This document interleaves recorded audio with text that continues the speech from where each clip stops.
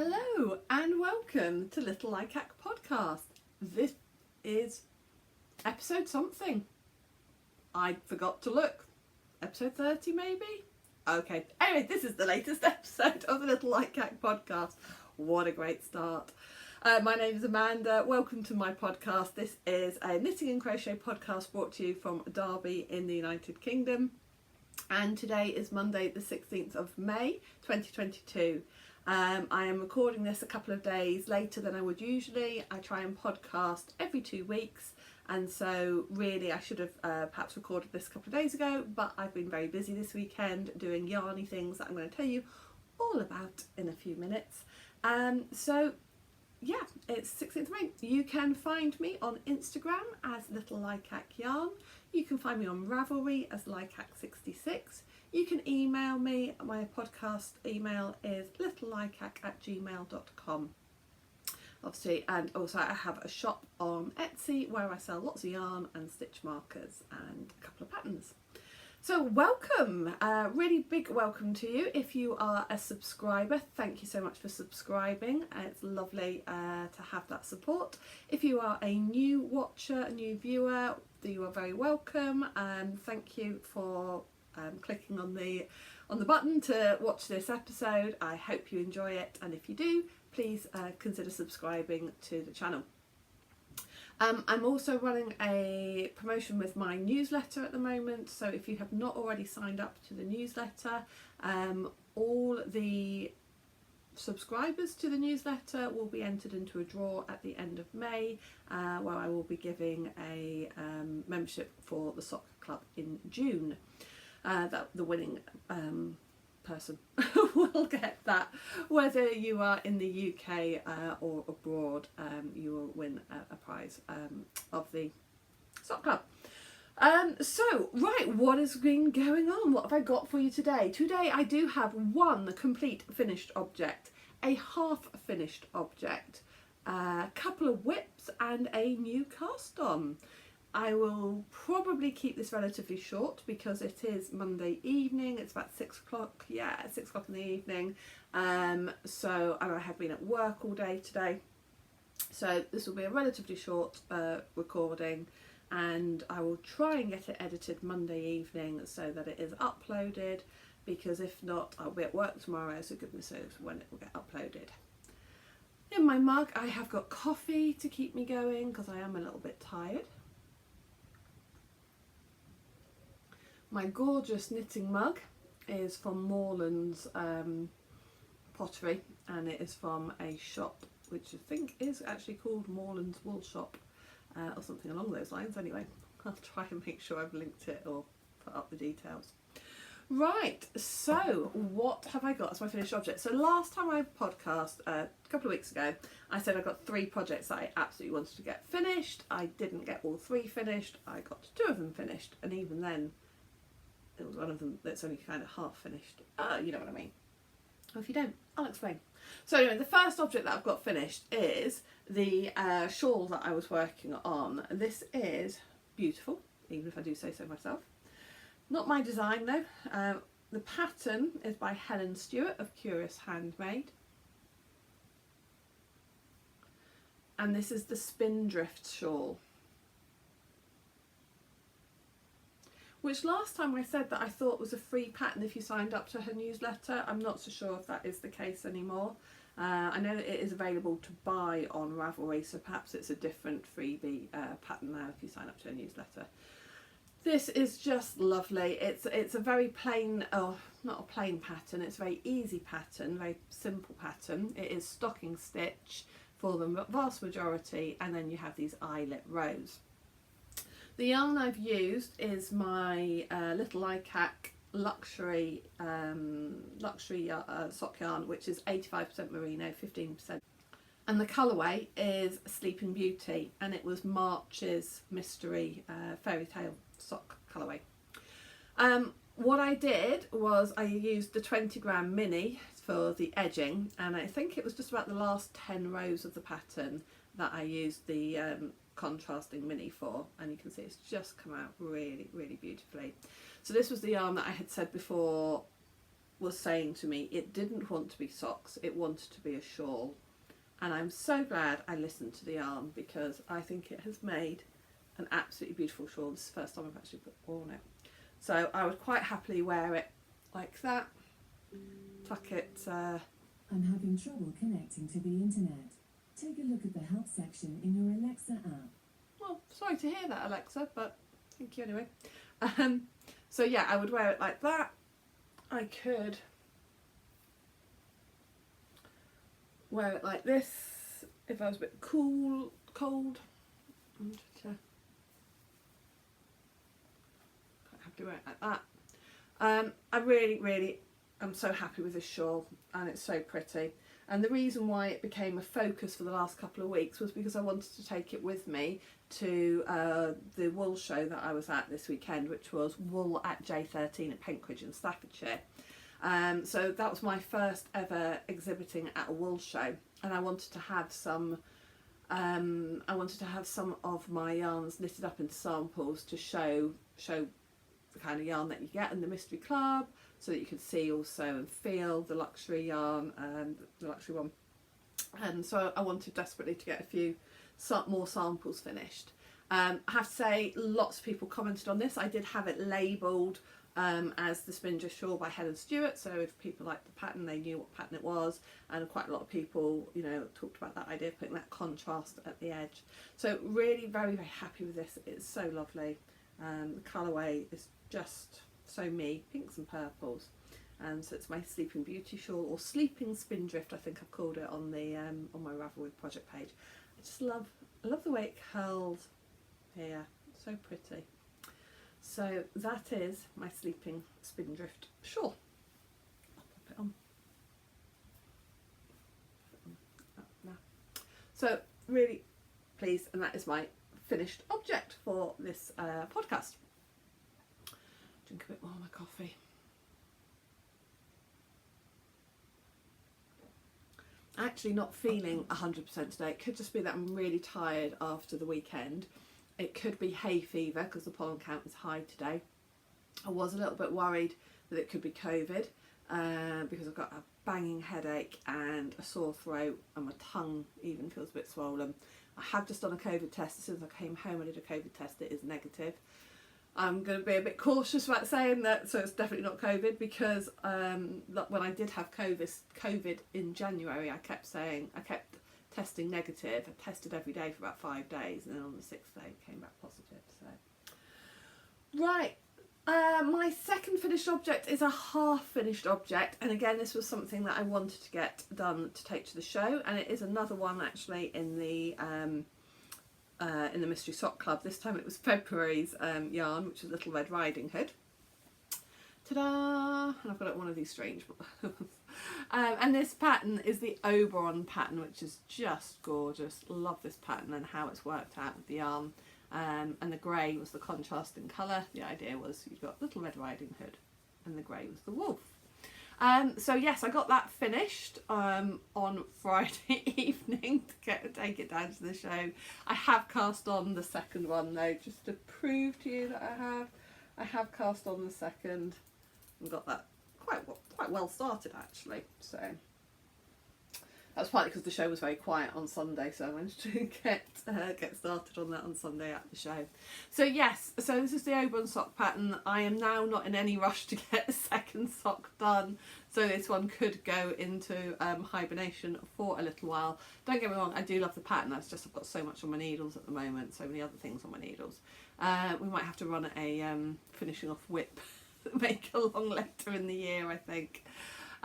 So yes, anyway, what can I tell you about this pattern? It is a paid for pattern by Penny Baker from Penny Baker Knits. It has this really lovely cable down the front, which I just think is so smart looking. It's just really nice, and I think it works really well with strong colours. Probably works well in any colour, but I do think it works well in strong colours because it's quite a strong cable pattern. It is pretty straightforward. It's not a complicated cable to do, and it's quite easy to memorise, quite quick to memorise, and yeah, overall I am very happy with that. So that was the second finished object half finished object. We can't even call it a finished object. The third one that I had wanted to work on and finish was the sock in the April's Club, which is the Ugly Duckling, and no, that hasn't been done. That one hasn't been done yet. So I shall show you my whips. Another thing that I did work on, I'm sorry if I sound a little bit vacant and vague. I think I am really tired and struggling a little bit tonight to concentrate.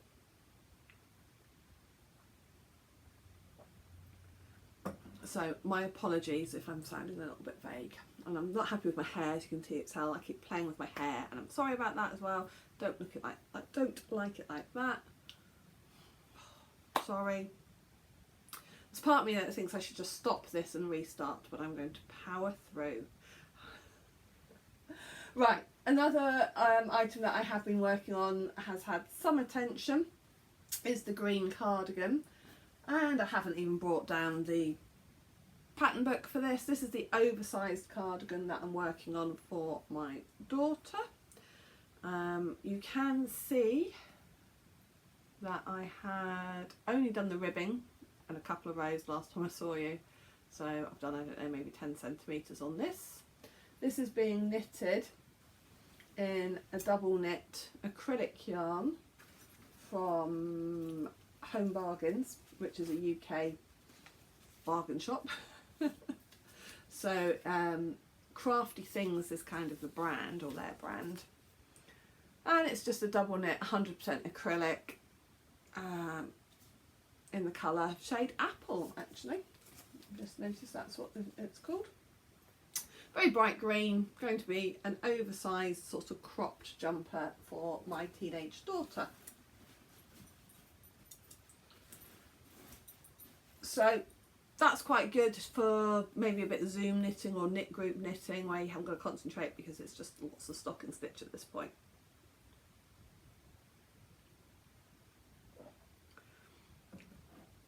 The pattern is a Burda pattern. My last podcast I went into quite a bit of detail about the limitations of that pattern and how actually it's not terribly clearly written, doesn't even tell you when to cast off and things like that.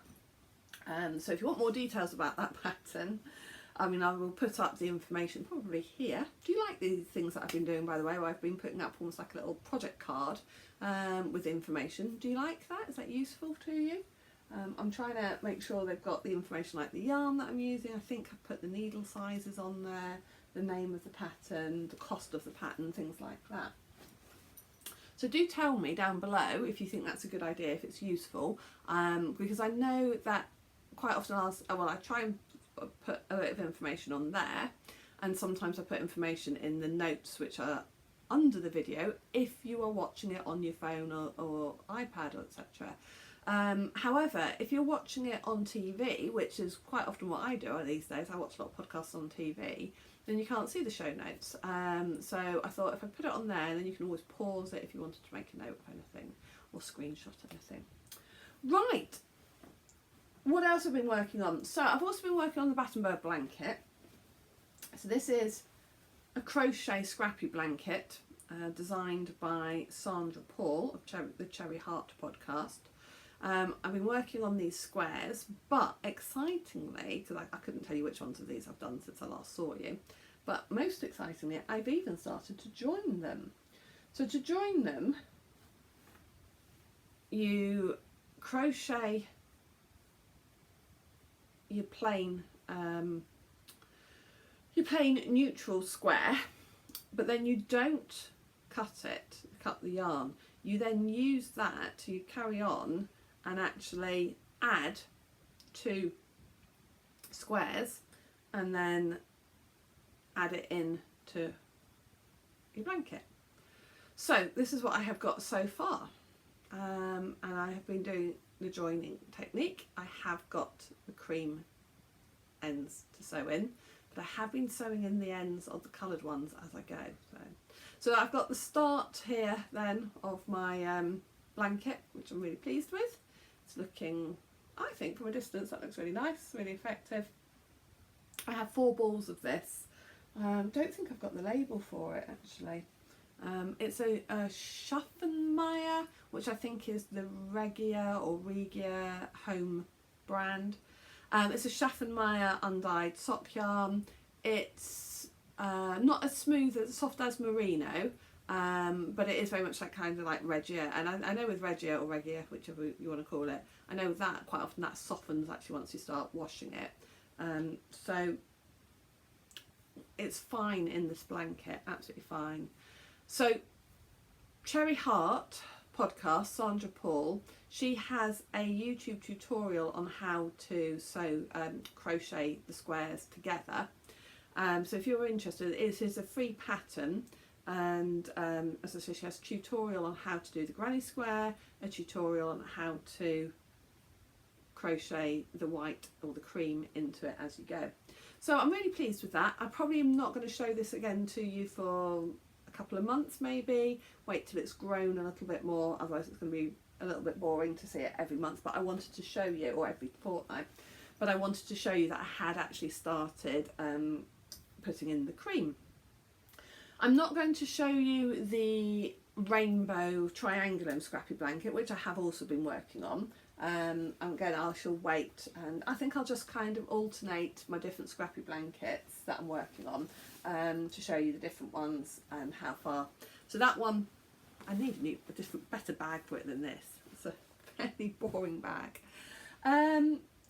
So I do have another scrappy project, which is the granny stripe blanket. And this has had a bit since the last time you saw it. And I think the last time you saw it may have been 6 weeks ago. So I put a stitch marker in. I must remember to update my stitch markers actually on these projects. So I put a stitch marker in here. If you can see the stitch marker, a little pretty shiny gem. And you can see I have done this much since you last saw it. So this is quite wide, probably only single bed wide though. And I'm using muted pastel colours for this, mostly. There are a few maybe that are a bit brighter or a bit darker, but mostly I'm trying to use more muted sort of pastel colours. So yeah, I've done quite a few stripes. I'm doing just a single row in each colour as I go. I am also now trying to weave in the ends as I go. Some might need redoing. You can see I went through a patch where I wasn't weaving in the ends, and I thought, oh, I am going to regret this. I have got them all sewn in on that end, so at some point I need to go back and sew these in, but I am now weaving it as I go. Very mature of me. Some of these have got sparkle in them. I don't know if you can see any sparkle in any of them, but a few of them have got some sparkle in them, which is really pretty. And yeah, I'm funnily enough going to say I'm loving this as well. The projects I don't love I don't tend to work on. So this is coming out really beautiful. The pattern is the Granny Stripe blanket by Lucy from Attic 24. It is another free pattern. She has a brilliant blog where she posts lots of beautiful pattern designs. I'm also really quite pleased with this as well, because although I did have one point where it started to seem to lose its width, I kind of realised that and sort of hopefully fixed it before it became too bad, so the edges aren't too bad either. So I'm just using 4-ply scraps for this.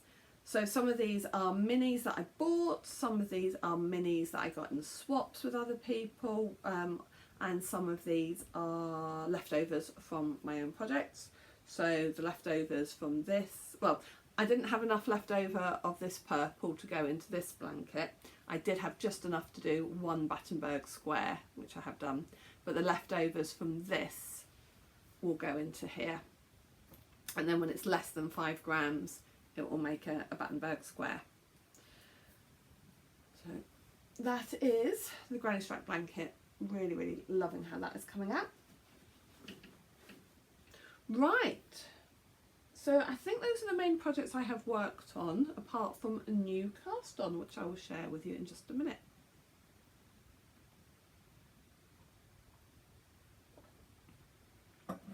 So I'd been mentioning a while ago that there was a test knit coming up that I really wanted to be part of. And I didn't want to say what it was in case I jinxed it, but I did apply to Kelly Menzies of Row and Kate, so I quite often mention on the podcast because I really like her patterns. I applied to do test knit her Moonglade design. If you want to know a bit more about test knits, then my podcast from a couple of episodes ago was all about test knitting, and I did an interview with Penny Baker, the designer, and we had a chat about what is test knitting, the pros and cons of test knitting, what a designer is looking for in a test knitter, etc. So if you want to know more about test knitting, do go back and just have a look at that episode. I will put a note up here which episode number it is. I want to say 27, but I could be wrong. So I was desperate to knit this jumper, sweater, tee. Kelly, her designs, a lot of her designs really speak to me, and she had designed this really pretty dress, a child's dress, like from toddler size up to about the age of 10, I think, called the Moonglade dress. And when she made that as a dress, designed it as a dress, quite a few people said to her, oh, you should do an adult version as well. And she said she wasn't prepared to do an adult dress, but she asked if people were interested in it as a tee, as a top instead. And lots of people, including myself, said, oh my goodness, yes, that would be a beautiful top. And so she said, I'm going to design that in the spring, and I have been waiting and waiting and waiting because I really knew that I wanted to knit it. And if I hadn't gotten to the test knit, I would have just waited anyway till the pattern was released. And then I kept thinking about what yarn was I going to use for it, and I kept looking at some of my yarns, and I was going to do it in the Blue Face Leicester that I had dyed, but I had some silk, my Premier Silk, which is 75% merino wool, 25% silk, and I had some undyed silk in my stash. And when I was doing up, when I was trying to get as much dyeing done as I could in the last couple of weeks, ready for the wool show, I thought, oh, I'm going to dye up that last of that Premier Silk and dye it into a pinky purple for the Moonglade, and that's what I did. So it hasn't got a colourway name. I only dyed up 3 skeins of it for myself. I think I will try and re-dye this when I get some more silk in stock though. So that will probably be in half term in a couple of weeks. I will look at doing a little bit more dyeing, and I will dye up some more of this colour, and I need a name for this colour. It's coming out a little bit more pink. I mean, it is definitely a pinky purple, definitely, but on screen it's probably coming out slightly more pink than it actually is. It's got a slight more purple tones to it in real life.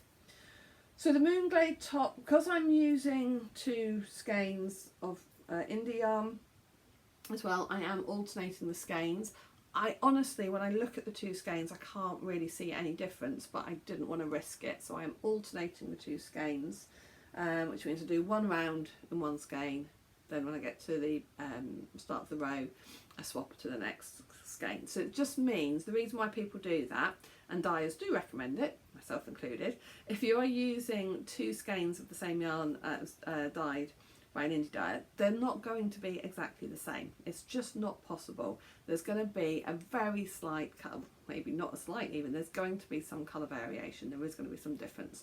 And so to try and minimise that, if you alternate the skeins as you knit them, they kind of blend together, and I can't see anything on here then that looks like, you know, it's sort of striping or whatever. I think it's working really well. So the Moonglade, I have just started the lace work. So the Moonglade top is a plain tee. It's all vanilla, it's all stocking stitch on the front and the back. It has beautiful lace sleeves, raglan sleeves, and then it has a band of lace at the bottom. So it starts top down. I've done the ribbing, done a few short rows, and then I have just started the sleeves.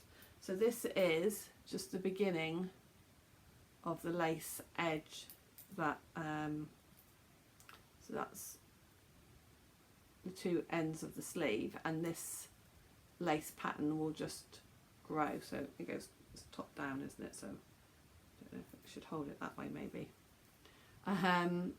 So you can't, I'm not showing it very well at all, am I?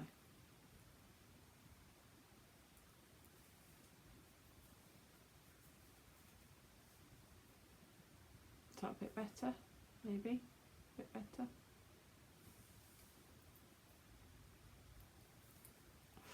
So I've just started this a few days ago. Love the colour of the yarn, loving the lace pattern. As I say, it is a test knit, so it does have a deadline, which is 20th of June. Which gives us about 6 weeks, so I'm reasonably confident that I'm going to get it done. It's knitted on 3.5mm needles using 4-ply or fingering weight yarn. For my size, it should just about take 2 and a bit. So skeins. So I need 3 skeins, but I'm probably not going to need very much of the third skein. Having said that, I am quite tall, so I might add a little bit of extra length into the body anyway. So I do have 3 skeins of this, and so then I should have some left over. I was thinking that about also how I'm going to alternate with, you know, using the third skein. So my plan is, when I have got halfway through and I've got through 50 grams, excuse me, when I've got through 50 grams of the first 2 skeins, what I will do, so when I've got through 100 grams, so 50 grams of each, what I will do then is swap and take one of those skeins off and start the third skein and start alternating with that, which does mean I will have, with leftovers, I'll probably have a 50 gram ball and then maybe a 75 gram ball, or I don't know. I'll have 2 balls left over, or 2 part cakes left over. But then that way it means I'm going to introduce that third skein earlier than I need to, which I think will work out fine. So I'm using at the moment Knit Pro Symphony needles, which, I'm going to be honest, I'm not loving any more my Knit Pro. I love the actual needle bit themselves, but I'm not loving the interchangeable bits. I'm finding a lot of my needles are catching where the quality of the join or the quality of the join on the cable isn't brilliant, and I just feel maybe the quality of the Knit Pro needles has gone downhill a bit. So I was looking for an alternative. I see so many people rave about Chowgu, that when I was at the yarn show this weekend, I decided that I would treat myself and buy a Chowgu cable and a set of needles. And my plan had been that I was going to swap the Moonglade onto these once I needed a longer cable, but although I'm a bit nervous about doing that in case the tension comes out differently. Now I did get the bamboo ones though, because I do like wooden needles, so I suppose I could swatch, actually, I could just swatch this with the third skein using these and check that my gauge hasn't changed with it, and if not, then I might, once I need the longer cable, I might go on to the Chowgu.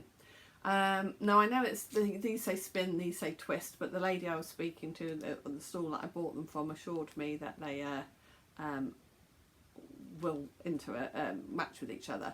I believe the twist needles are the metal ones, whereas the spin needles are bamboo, but I could be wrong, I don't know. So that's what I've got. I've got the red cables, whatever that means. Please, if you know more about this, because I don't really know, Chowgu is new to me. So yeah, so I've got the wooden needles and the red cable, so let's see what the fuss is all about. So that was one of the purchases I made when I was at the yarn show this weekend. So I was at Wool at J13.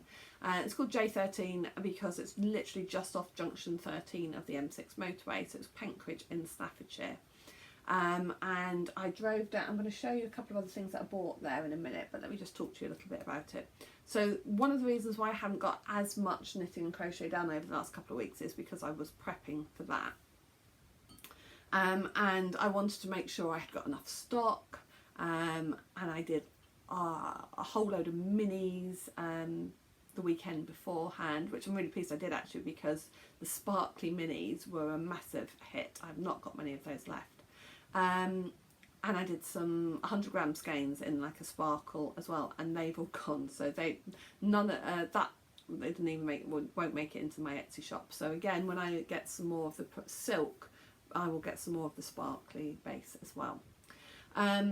There will be things going on to my Etsy shop in the probably next weekend, things that I dyed for the show and didn't put onto the Etsy shop until beforehand. So I will do an update on the Etsy shop probably next weekend with a lot of the new colours, the ones that I've still got some stock of, but there were some things that sold out, so didn't even make it to Etsy. I have got another, it's not a yarn show, but I have got another sort of biggish market coming up at the beginning of June in half term week, in the Jubilee week. So if you have been a podcast watcher of mine for a while, you may remember that last August I did a steampunk market at Newark Marketplace. And they're doing a steampunk one again, but this time they're doing it in June, and they're doing it as part of the Jubilee, the Platinum Jubilee celebrations. So I want to say it is the Friday the 5th of June. Again, I will double check the date and put it down here. And it's at Newark Market, and they've got a steampunk market and festival going on that weekend, which is going to be brilliant. The market is just for one day, so they've got a load of steampunk stalls actually that specialise in steampunk items, and then there will be the opportunity for, there will be other sellers as well. So I went to that last year with my yarn, and actually, had quite a lot of the steampunk people coming over and buying yarn. So I would definitely be doing that market again, and I'm really excited about that. So that's my next kind of biggish one. So how did the Wool Festival go this weekend? It went really well. I drove down on Friday after school and set up my stall. And I've just got a little stall, and I was a bit worried about how it was going to look next to the big competitors, and on the floor plan it had looked like I was stuck in kind of in a little bit almost by myself, but I wasn't. And there were 3 of us in one little area, but you had to come past us to get from one area to the next, so it was fine. There was plenty of people coming past, and yeah, I was nervous, of course I was, because I was worried about what if nobody bought anything? What if people didn't like what I got? But yeah, Saturday was quite busy in the morning, and I had lots of customers, and as I said, the sparkly stuff was the stuff that sold really well, which was interesting. Sold particularly well, and people came and chatted, looked at the patterns that I'd got. I sold a few patterns, and yeah, honestly, it just went so much better than I imagined, and I drove home really happy on Saturday evening, kind of going, yay! And it's given me the confidence to look at other wool shows to do.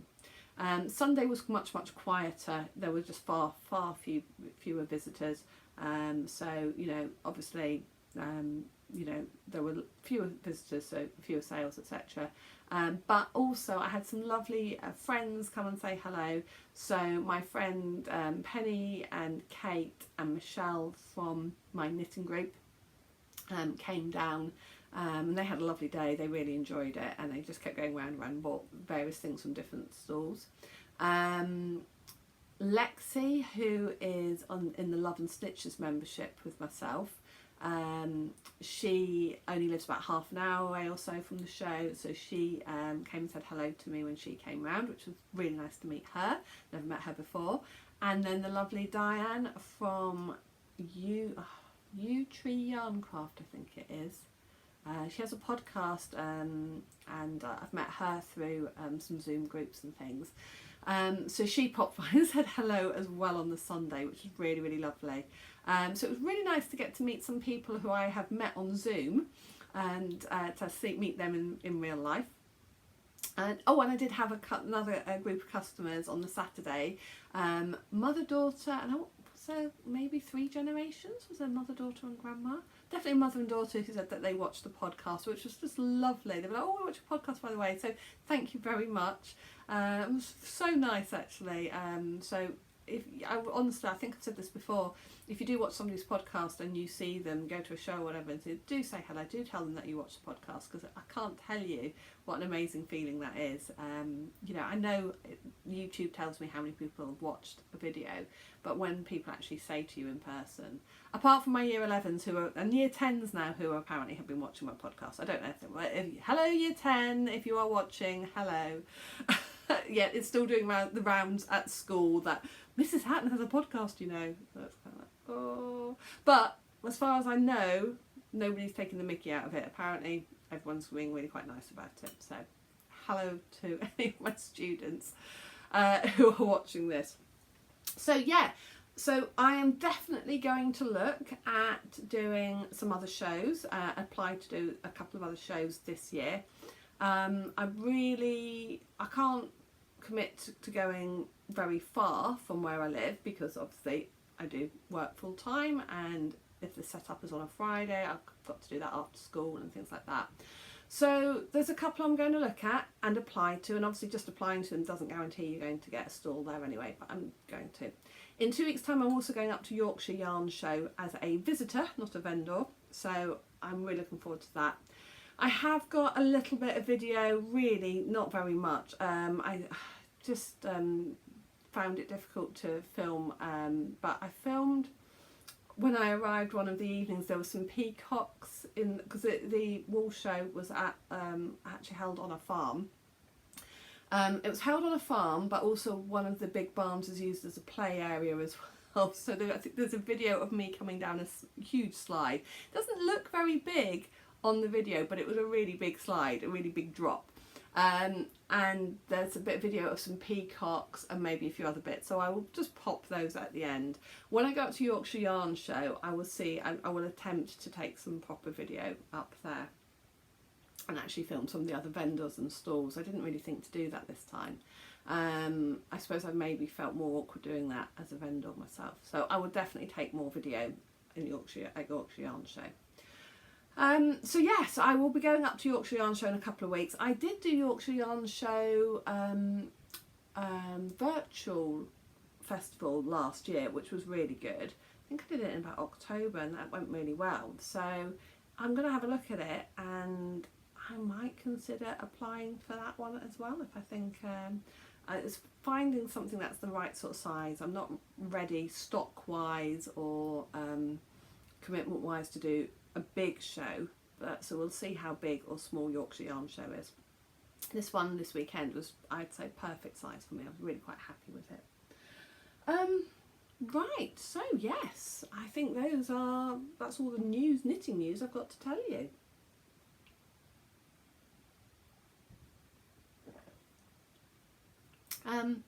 So what else is going on? I mean, the yarn show's been the big thing for me the last couple of weeks. The next week's couple of weeks coming up, obviously just saying about getting prepared then for the Steampunk Festival, going up to Yorkshire Yarn Show, got a few things happening. My eldest daughter will be coming home this weekend because she's going to see a concert with her dad. Concert that was booked for 2 years ago. They should have gone to see My Chemical Romance, the band, 2 years ago. We all know why that got cancelled, so they're going to see that this weekend. The following weekend I'll go up to Yorkshire Yarn Show, and my daughter Eloise is going to be coming with me to that as well, because it's held very near the university at York, which is where she's based. So she's going to come to that. So you might get to see her on the podcast actually, see if she'll let me film her. And she might say hello on the next podcast. I feel like there is definitely something else happening in the next couple of weeks, but I can't think what it is. I mean, then it'll be half term. Got 2 weeks left till half term. Yay! And then, I don't know. Then I'll be going into exam mode, but that won't be till the middle of June. And I mentioned that last time. Over half term I'm going to have a big sort out of my stash. going to say giveaway, but no, the only giveaway I'm doing is the prize draw for the newsletter. So yeah, I think that's all I've got to talk about, which is not a bad thing. It's 40 minutes, and I said I didn't want it to be too long. The mystery club for this month was The Princess and the Pea. I was going to bring it the May one to show you, but it is, oh, see, I'm really struggling with my words now, I'm so tired. But it is in one of the tubs from the show, and I can't really get to it terribly easily at the moment. So I did share some pictures of it on Instagram. It was a very bright green for the pea, for the mini, and then some bright colours for all the layers of mattress of the Princess and the Pea. If you are interested in June's sock club, you need to sign up on Etsy or order it on Etsy by the 28th of the month. And then say, if you follow my Instagram, and I'll dare say I'll put a newsletter out next weekend with some of the information about some of the new colourways that are going into the shop. Thank you for watching. Thank you for subscribing. Please do like and subscribe if you are not already a subscriber. Do please leave a comment, say hello. Let me know what you think of the little cards telling you the project information. Let me know what you think of Chowgoo. Oh, one other thing. I did buy 2 other things when I was at the yarn show. So, 2 other things I bought.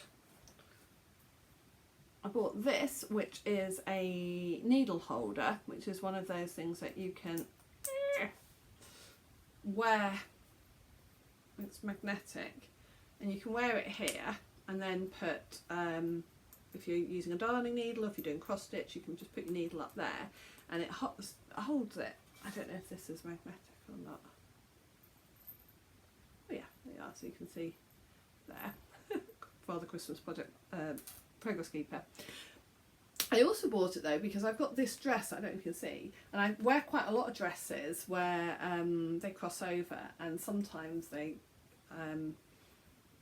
don't cross over where I need them to. Excuse me. And I thought this would be almost like a nice little brooch that would hold my dress together if I needed it. So yes, oh sorry, wrong side.